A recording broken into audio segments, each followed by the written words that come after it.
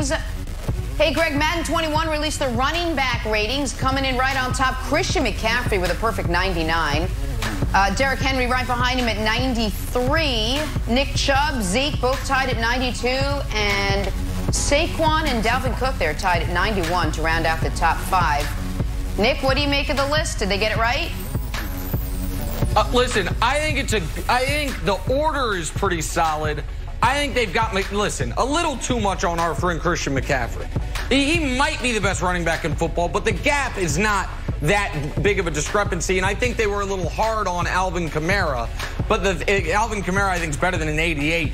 But the thing that jumped out at me, Wilds, I've got to admit, was when I saw Nick Chubb tied for 3rd. You know what it made me think of?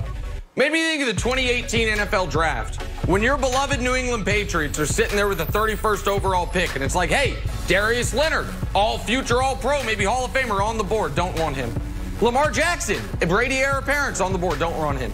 We want a running back from Georgia, which maybe could have been awesome if they had taken the right running back from Georgia, Nick Chubb. Instead, they took his teammate, Sony Michel, who was nowhere to be found on that list. He could have gone 10, 15, 20 people. Sony ain't showing up. So this is a reminder to me, Georgia running backs, how they missed that up. So I just wanted to remind you that, Wilds. That's all. Okay. No, you probably know more than Bill Belichick, Nick. You should do the drafts. You should call him up, get in the draft room with that dog. Pew, pew, pew, pew, pew. Moving on, guys. How do you define big shoes to fill in the NFL? We can guess, or we can ask Patriots quarterback Cam Newton. The last quarterback to take the field in New England before Cam played 20 seasons, won 6 Super Bowls, a record 4 Super Bowl MVPs, and is considered the greatest football player of all time. So where does that leave Cam Newton? He'll tell you. Take a listen. We have to talk about the elephant in the room, and it's like, who you coming after, And I'm like, yeah, great. Yeah. What he was, what he is great. Needs no even talking about it. But one thing about it though, Coach McDaniels, you're able to call some stuff that you ain't never been able to call now. All right, and I told, hey, you getting a dog? You getting one of these ticked off dogs too. That's like, bruh. And I'm looking at the schedule. I'm like, who we play? That team passed on me. Okay, that team passed on me. They could have game and got me. So, Greg, Cam Newton is clearly on a revenge tour here. Is it good, do you think, for the Patriots that he is so focused on the teams that passed on him? Or would you rather see him focused on, getting healthy, game 1, sort of the Patriot way, if you will? Oh, he's healthy, and he is focused on exactly what's necessary, and the Patriots will enjoy every bit of it. Why do I say that? Because any player who feels the way that Cam feels, who feels disrespected, slighted, counted out, overlooked, and you see other players getting opportunities like he alluded to, You're like, what? Over me? It boils you up on the inside. And then to add on top of that, you're coming in to replace arguably the best to ever do it at that position. And so you're naturally going to be compared and held to a standard that was once the standard in Tom Brady. So he has kind of a double whammy when walking into New England. And to be honest, any player filling in for a player who was the guy, whether it was Brett Favre for Aaron Rodgers, whether it was Peyton Manning getting filled in for Andrew Luck, all these guys, you know what they believe as players? I don't care. They won't ever say that because they believe in the ability and the talent that they possess. So Cam Newton is looking at this situation like, okay, yeah, he's the GOAT. I respect him, and he deserves all accolades. But you better believe I'm that guy, too. Yeah.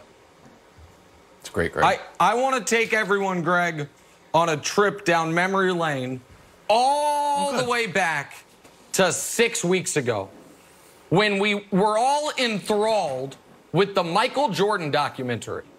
And part of Jordan's greatness was He created slights where they existed and where they didn't. Oh, this guy talked trash to me years ago. This guy, I had a dream he talked trash to me. This guy had a good game against me, and I then made up a story that he said something bad to me because I wanted to rip his heart out. That is a tale as old as time as far as athletes deciding I am going to use the me against the world mentality.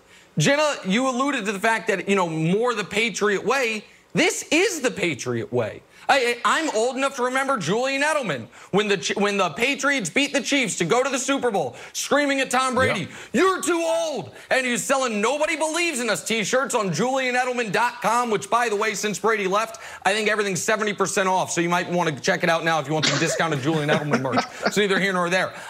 Tom Brady doing in his Facebook show, listing the quarterbacks, whether it's Rohan, Davey, and everyone else, taking ahead of him. Like Bill Belichick, when they signed Randy Moss, reading news clippings about how Moss is, when they traded for him, how Moss is washed up, saying to Vince Wilfork, they say you can only stop the run. This is what athletes do.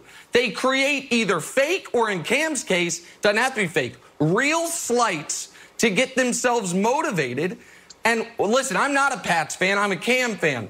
Wilds, you're both. Well, you're a Pats fan and a Cam fan. I imagine this is thrilling for you to see Cam hear Cam say those things and see where his head's at. Well, thrilling for us, buddy, because if you're a Cam fan and Cam plays for the Patriots, you're rooting for Cam, and Cam's success is the Patriots' success. Therefore, by the community of property, Nick, you are a Patriots fan. Again, so when we get a ring, you can get one too. We got specialized ones from Jostens, you and I. So here's what I think, and Nick, this is going to be bad for you. Money, Power, Respect, not only the namesake song from the Lox's 1998 album, but also the foundation of what Cam is playing for. We'll go backwards. We'll start with respect. The disrespect started with the Panthers. The way they let him go, he's talking about the call, gave his heart and soul to that city and that franchise, and they unceremoniously let him go, and they followed up with some dumb tweets that didn't even list him as one of their best players. Then we're talking about the power. So now what has Cam got? Cam's got the power to make everything right. And he talks about the teams that passed on him. If we can put up the Patriots schedule, we've got the Raiders in week 3. We've got Denver week 5. We've got the Chargers week 13. And preseason, we don't know how it's going to play out, but we're going against the Panthers in the preseason. So that will happen too. And now the last part, the money. Cam is playing for $500,000. And I know that Cam's made a lot of money in his career, and there's an argument to be made that, like, he's made so much, this will actually set him up to make more money. That's fine. But money is also a sign of respect. And in week 4, Cam, who is making $500,000, will play Patrick Mahomes, who's making $500 million. That's all we've heard about. So, Nick, although you're a Cam fan, if you don't think the Chiefs are square in Cam's crosshairs, I think you are very wrong, and your Patriots fandom is really going to be put to the test. Well, listen. All right, listen. I mean, you always take it at just 6 steps too far. I was on board with you. I thought the schedule was great. I actually keyed on those 3 exact teams: Raiders, Broncos, Chargers. I had them written down. I thought it was a great point. And then you go to the Chiefs. Like they say, Cam's not upset with the Chiefs. He knew the Chiefs just signed Matt Moore a few days ago for around what Cam's making. Cam didn't want to be a backup. He wanted to be a starter. But, Greg, what makes me sick, and honestly, nauseous, is when I look at that Pats schedule and I say, you got to be kidding me. 10 games at a minimum, the Patriots are going to have the better quarterback on the field. All 6 of their divisional games, they're going to have the better quarterback. The Raider game, they'll have the better quarterback. The Charger game, they'll have the better quarterback. The Broncos game, and I would argue the Rams game. At a minimum, even Jimmy G maybe, but at a minimum, for them, Greg, to go, you were talking about Favre to Rodgers, Manning to Luck. At least those teams had to have the foresight to draft the heir apparent. The Patriots just walking down the street, and it's not like somebody dropped $20. It's like somebody dropped a bearer bond worth $20 million. Like, oh, let me pick that up, even though I'm already the richest man in the world. It's infuriating that they have the best quarterback in the AFC East again, and that they're going to have a quarterback edge in 65% of their football games this year.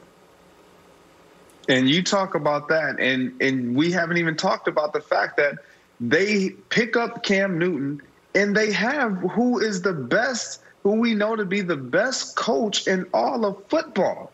Like, so put those two together, you have the most motivated player in probably all of football right now in Cam Newton, because of the way he's been treated or mishandled and not given the opportunity. And then you have another always motivated Bill Belichick. You put those two together, it's going to be scary in New England this year. Cam Newton with a double agenda, revive his career and keep the Patriots elite at the same time. All right, let's take a turn. Talk some Chiefs. We mentioned them. This will make me feel Why better. are they now primed for a Super Bowl repeat? We'll tell you.